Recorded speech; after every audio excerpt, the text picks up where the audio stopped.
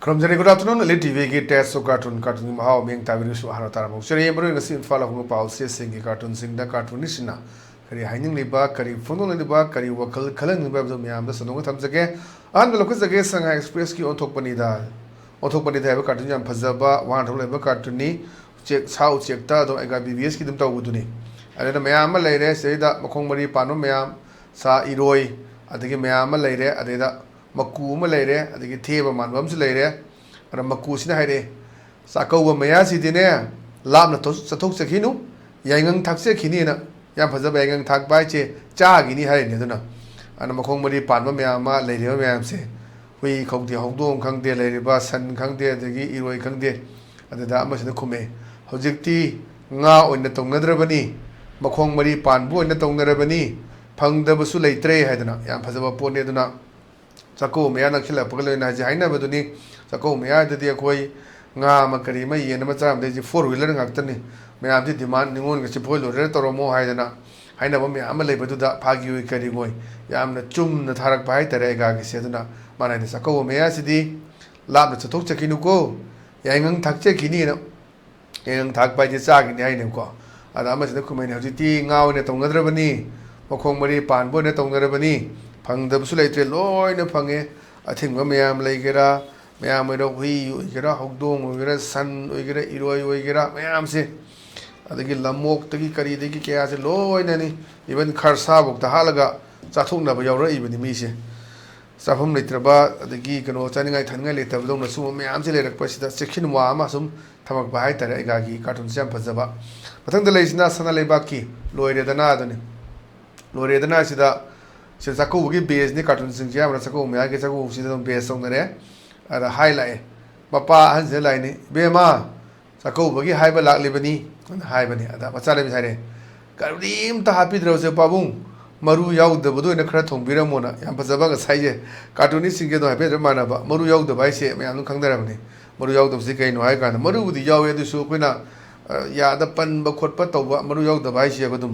me am tractor kai jo hai na ba ko ki Poxini, Poxian Pamna Sana Bani, I think Mubang Tawo, Miamas, the Sari, Miamas, social media, YouTube, Takarida, Miamsali Ubirangani, Mubang Tobuki, Kari, Meadeda, Takobuki Baton Tolak, Pesita Masani, Piton Hackmani. Karim the happy Drabasu, Pabum, Maru Yaw the Budo in the Kratom Biramona, I hijab the Hovuda. I'm the Sana Salak Baidare, on the Zeta Maru Yaw the Butum Biramu, I see Yaduna, Yen Gazi, the Sadana later, Budunga, I Sadana later, do Yauri. Mayam Hanet demand to Shinganu, and the gist of the O, the Hame, Sun, Iroi, Aduna, Tajigi, Chana Bagi, Lady Paring Zidum Karidum Kai with the Kaira Avenidum, Tori film Sehanas Mind on the Rambra, Machama, Yen guys, who Tamatamala Kibini, Ham, but the thing Actani, the Batang Chains or Honanga the key, Ye Lai, Yen the Ganu, La Air the key, Hame, La E O, La Air the Sun, La E, Iroi, La E. Na mayam ji chab ki si dum loin khangdar wa pham da tani da chana pin hai da pawng ai di dokna nu kina ga am ta ma lok dre adu kaim khande oli moru yaw da do adu to hiram hai sini yam phajaba chi su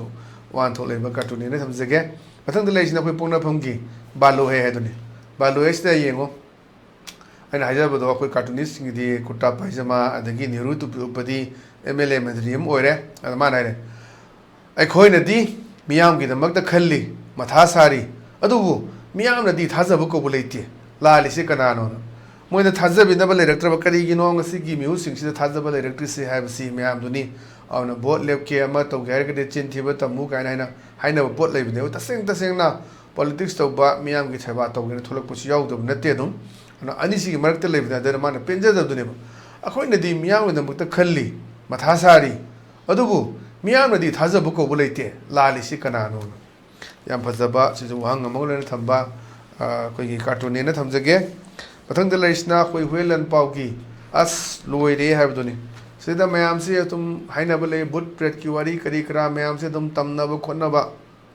and the Potole, but the Midang Daddy, a tame the Matamam, the Yam Sumi, the Hajiti, Low in a mug, Wadi, Karidaki, Wapan, Ganatali, Nerama Mayam, Simatang, Matango, Tongarakpa, when I Hazabdo.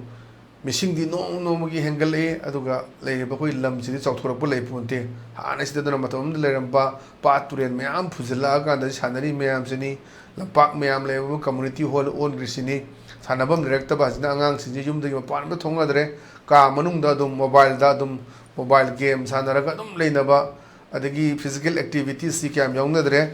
ꯑꯗꯒꯤ ꯂꯩꯀꯥꯏꯒꯤ ꯇꯤꯟꯅꯕ ꯁꯥꯟꯅꯕ ꯃꯌꯥꯝꯁꯤ ꯑꯩꯈꯣꯏ ꯖꯒꯥ ꯈꯔꯗ ꯇꯧꯕ ꯋꯥꯅꯤ ꯏꯝꯐꯥꯜ ꯑꯦꯔꯤꯌꯥꯗ ꯑꯣꯏꯔꯣ ꯁ꯭ꯋꯥꯏꯁꯤꯗꯗꯤ ꯑꯗꯨꯝ ꯆꯦꯄꯜꯁꯦ ꯋꯥꯡ ꯈꯥꯖꯤꯟꯅꯔꯒ ꯑꯗꯨꯝ ꯂꯩꯅꯔꯒ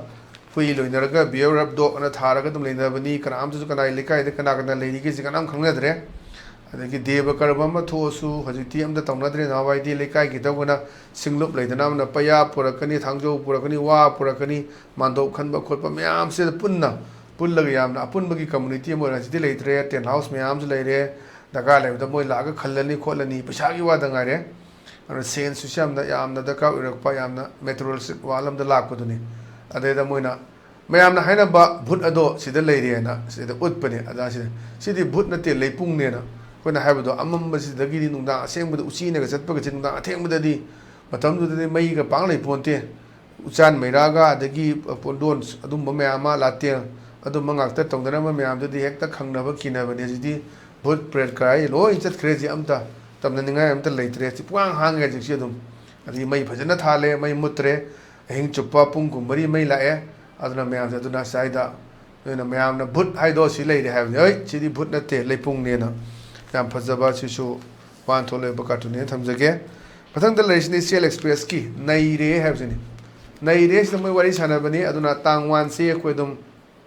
kutche da pangthok ga lakuduni ado adeda khoi tang tu da tai hamna sima mayam su haina balai adeda haina bani kut nangna ba tolo piga da bani hairi si chumja lana hangakpa ada amasna khume amara phanglisi pharabane na haji thai tolo be tang kuntha ma de pi ne ai do tang amada kutta bani aduna sigi ke hai tare kut nangna ba pi da kai na ga sum sai gi cartoonist na purak paduni aduna pension pi ni tolo pi ni allowance loina pithokani na nan chief minister la thokhi buduni tang kuntha ma thoida adu ta di tang amada kut leire ona leiba khotpa kari kra to loi nange aduna haibagi wakhalon da pukhalak pune aida amara phanglisi pharabne na haida bagi yamna phajaba adugi potuni sisu wan thok leba cartoon ne ithamjage patang da leisina koi narol thodangi hawa do leirang do ni hawa do leirang do sida koi pisa bai ba kangbu gini MLA mantri singi sendaw bai ba kangbu gi mana hai mama sifai lo duri lo hong duri na adana yam phajaba karabala pisa bai ba kangbu me amana election ngairaga leiba thabak korba ngairaga lakpa aji thabak korena tha yu sarkar gi private oi akhoi ki ke tare contract oi gera regular oi gera sarkar gi thabak kore di ek chang hawra loire na sidda lo ingol je ta khat tana yon thok na bini yeng bio ekta koi leire ba khabar phongi ba mayam singsta sarkar gi thabak kore haina hek advertisement tholak bada mayam se nongan ba yeng bio lo yonjari ingol yonjari na wai chai bani ana mayam sina ko lo senba chenjau pai ba mayam sina hong na lo du ngai le ni adane mai mama sifai lo du ri ne lo hong du ri na aduna leiselo ba mayama pisa pan ba crorepati mayama sudana hingda do millionaire oiba mayam su yaw da natte adum ba sudana millionaire oi mayam do tok na ba thingu badani ji lanjau thoi mayam se drug karba tawduna popi thadana nimidang da adum ahing amada millionaire oiba ya ba mayam do thingu bade ji rang thok tuna leiri adani adana mama sifai lo duri lo hong duri na isu yam phajaba wan thole ba cartoon thamjage pathang da leisina khoi manipur news gi dasani havdani chidana khoi gi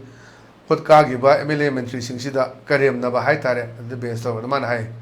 sahi manga leiraga ubu phangje basu nungai jena matung yeng biro khoi gi minister atri MLA ni kuta paijama se le ati niru tu pop mong MLA adagi matung da bodyguard magi security guard inare ada haidani sahi manga leiraga ujaba phangjaba se nungai jayena ona